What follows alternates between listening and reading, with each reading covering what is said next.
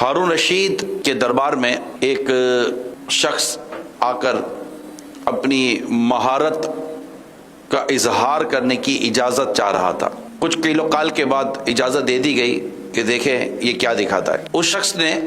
دربار کے بیچوں بیچ ایک سوئی کھڑی کر دی اور خود ایک فاصلے پر آ گیا اور نشانہ لے کر اس نے اس سوئی کو جیسے ہی پھینکا، اس سے ہاتھ سے نکلی ہوئی سوئی اس زمین پر موجود کھڑی سوئی کے ناکے کے اندر سے گزر گئی۔ یہ کیسے ہو گیا؟ اتنی دور سے نشانہ باندھ کر سوئی اس سے ناکے سے نکال دی، دوسری تیسری 10 سوئیاں اس نے ایک ایک کر کے اس ناکے سے نکال دی۔ ہارون رشید کو بھی حیرت ہوئی، دربار میں جتنے لوگ تھے واہ واہ واہ واہ واہ واہ، اور اس کی داد دینے لگے اس کی صلاحیت، اس کی قابلیت پر۔ ہارون رشید نے کہا کہ بڑا ہی انوکھا کرتب اس نے دکھایا، اسے 10 دینار انعام دیا جائے، اور پھر اگلے ہی لمحے ارشاد جاری ہوا کہ اسے 10 کوڑوں کی سزا بھی دی جائے۔ یہ انوکھی بات سن کر بڑی حیرت ہوئی لوگوں کو کہ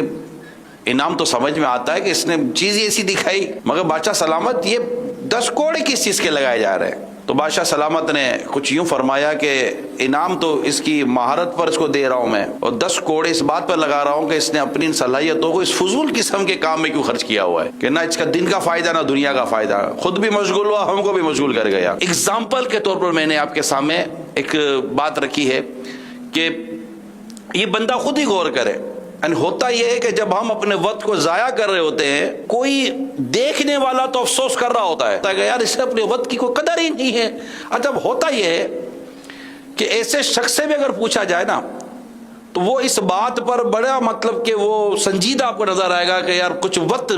کا کوئی بیان کرے نا، کوئی وقت کی اہمیت پر بیان کرے، کوئی ٹائم مینجمنٹ پر بیان کرے، کوئی اسکیجولنگ پر بیان کریں، کوئی جدول کے پراپر بنے بیان کرے، آدھا گھنٹہ 1 گھنٹہ بیٹھ کے اس کو بیان کرے، اگلے دن پھر وہیں کے وہیں کھڑا ہوگا۔ وہ اس کو سننے کا شوق ہے لیکن اس کو عمل کرنے کی اس میں صلاحیت اور عمل کرنے کی اس میں اہلیت نہیں ہے، کیونکہ احساس جب تک پیدا نہیں ہوگا